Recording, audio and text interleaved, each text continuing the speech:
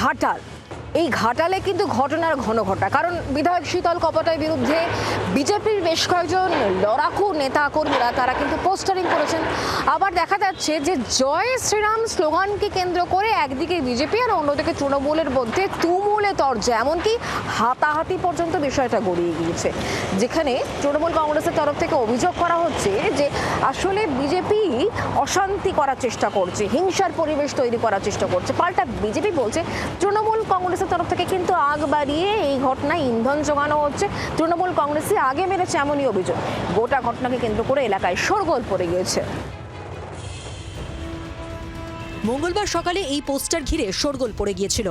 BJP বিধায়ক শীতল কপাটের বিরুদ্ধে পোস্টার পড়েছিল ঘাটাল জুড়ে, যার নিচে লেখা ছিল বিজেপির লড়াকু কর্মী সমর্থক।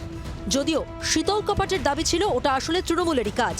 পোস্টার বিতর্কের রেশ মেলাতে না মেলাতেই জয় শ্রীরাম ধ্বনি নিয়ে হট্টগোল।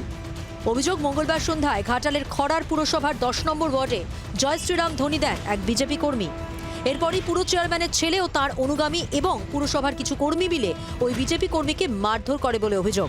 প্রতিবাদে খড়ার মোড়ে বিজেপি প্রতিবাদ মিছিল করলে পুলিশের সামনেই ফের চেয়ারম্যানের ছেলে এবং তার অনুগামীরা চড়াও হয় বলে অভিযোগ। তাদের বেশ কিছু কর্মীকে মিথ্যে অভিযোগে পুলিশ গ্রেফতার করে বলে অভিযোগ বিজেপির।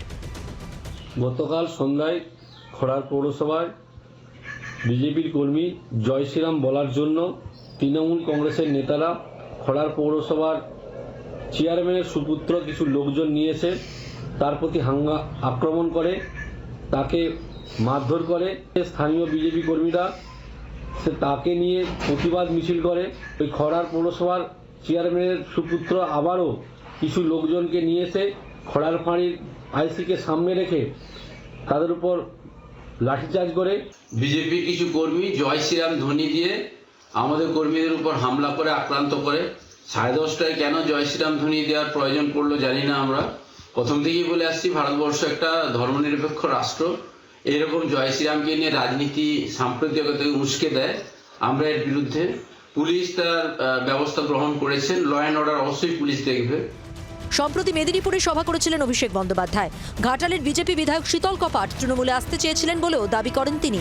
ঘাটাল আসন জেতার টার্গেটও সেট করে দেন, কিন্তু এই সভার পর থেকেই বারবার আলোচনায় শীতল কপাট। একদিকে পোস্টার বিতর্ক, অন্যদিকে জয় শ্রীরাম ধ্বনিতে বিতর্ক। শীতলের তালুকে এখন ভোটের তাপ যেন গনগন করছে। চম্পক দত্তের রিপোর্ট, জি 24 ঘন্টা। বাংলার আওয়াজ, বাঙালির আবেগ, জি 24 ঘন্টা।